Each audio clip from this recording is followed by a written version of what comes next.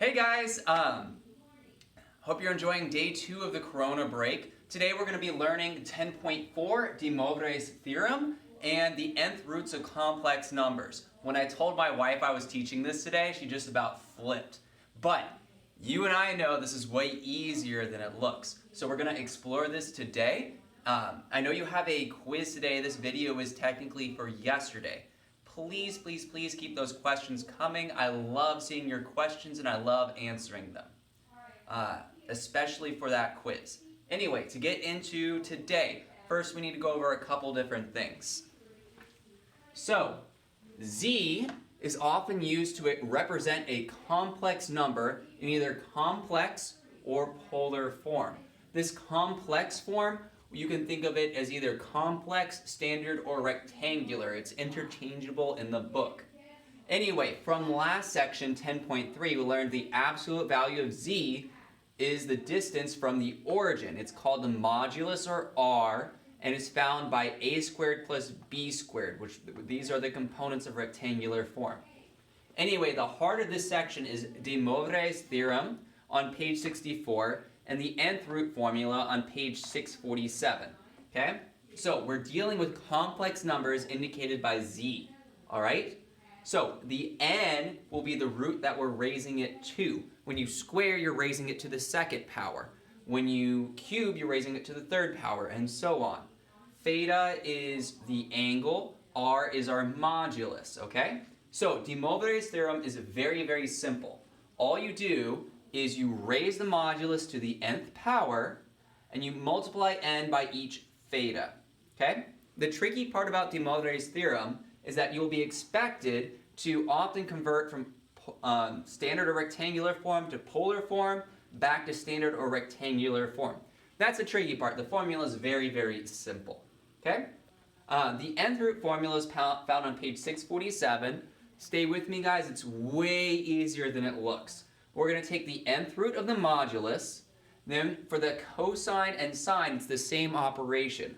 We're multiplying, or we're taking our theta, we're adding 2 times k times pi, dividing it all by n. We're doing that for both the cosine and the sine. In this equation, n once again refers to the number of roots. K, however, will refer to the number of roots minus 1. A complex number will always have n roots, with each k being a root.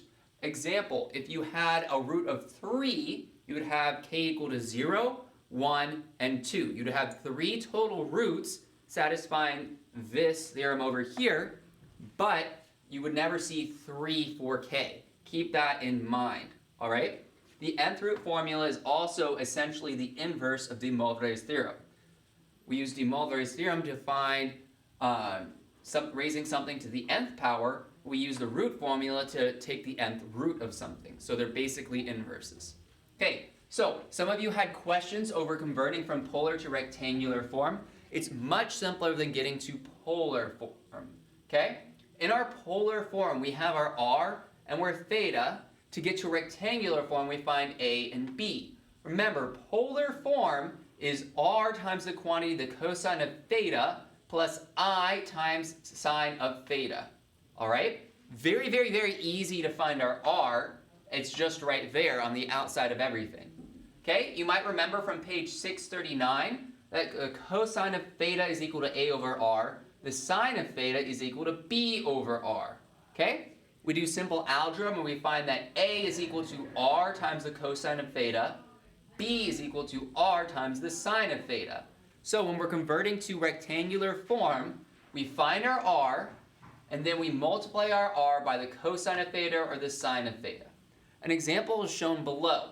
We have this polar form, 5 times the cosine of 2 pi over 3 plus I the sine of 2 pi over 3. We pull down our 5, our r is 5. A will be equal to r the cosine of theta, which is equal to 5 the cosine of 2 pi over 3, which is equal to negative 2.5. You just plug that into your calculator. Be very careful to make sure that you are in radian mode. If you are in degree mode, you will get the incorrect answer. To find our b, we have r times the sine of theta is equal to 5 the sine of theta, 2 pi over 3, which is equal to 4.3301. Remember, our standard rectangular form is a plus bi. Remember, I is this imaginary number.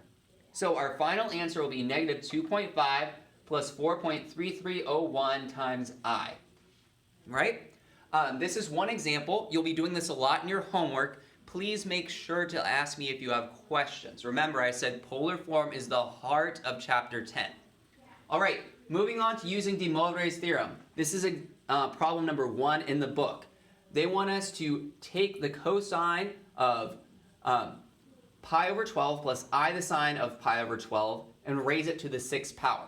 Something you should immediately notice about this is that it doesn't look like we have a modulus. That's because the modulus is 1, and anything times 1 is itself. So the tricky part of this is identifying the modulus as 1. Our theta is pi over 12. Our n is 6 because we're raising it to the 6th power. We apply Demoivre's theorem, r to the n times the quantity of the cosine of n theta plus I the sine of n theta. We plug in our values for r, theta, and n.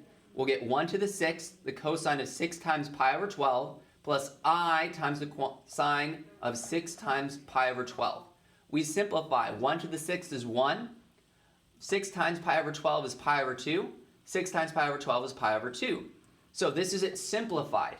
This is your answer in polar form. To get to rectangular form, we bring down our r. We have our theta. A is equal to r, the cosine of theta. We plug in our numbers and we get 1 times the cosine of pi over 2. Remember from the unit circle that the cosine of pi over 2 is equal to 0. Furthermore, the sine of pi over 2 is equal to 1. Draw your unit circles. If you need help with that, message me and I'll go over how to find values using the unit circle again. Anyway, our final answer, we have an a of 0, a b of 1, will be 0 plus 1 times I, or simply I. Okay, the final part of this lesson is finding nth roots. Okay, this is example number 14 in the book. We have 8 the cosine of pi over 10 plus I the sine of pi over 10. We're finding the third roots. Okay, so first thing, we need to identify our k values. They are 0, 1, and 2. Remember, we have 3 total because we're taking the third root, but 3 will never show up. We have 0, 1, and 2. K will always start with 0. Now, we plug our numbers in and we find our answers for when k is equal to 0, k is equal to 1, and k is equal to 2. All we do is plug in our values for r, theta, and k each time. The third root of 8 is 2. Here our k is 0, so we can eliminate this 2 pi and we get pi over 30, 10 times 3. When k is equal to 1, we add 2 pi.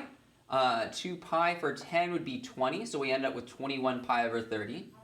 Our third one, we have 2 pi times 2. That would end up being 40 pi. Pi plus 40 pi is 41 pi. We have the same on the bottom. You'll notice when we're finding these nth roots, the cube root of r will always be the same. If you have to express it as a radical or a rational number, that's totally fine. You'll have to do that for some of these problems. I picked a very clean problem. Furthermore, you'll notice that cosine and sine will each always have the same value of our new theta. Furthermore, it's very simple. We'll always have the same denominator. It's just a different numerator based on the k value. All right, I know this was a lot today, guys. Please let me know if you have any questions. Talk to you later.